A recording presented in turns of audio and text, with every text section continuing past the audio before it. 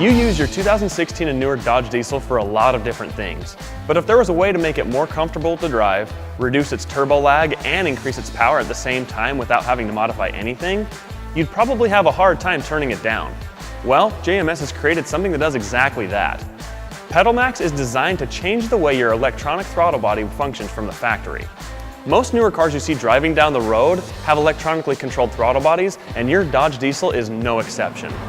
PedalMAX reduces throttle lag that your truck has from the factory, it smooths the throttle engagement of your truck, and it also reduces turbo lag, which gives you more bottom end and mid-range power.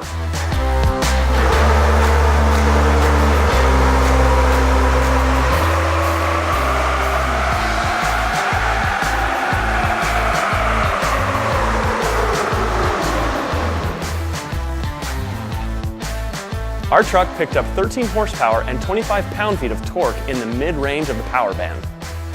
Because of the faster throttle response, you can enjoy some free horsepower in the lower RPMs all the way into the mid-range of your truck's power band.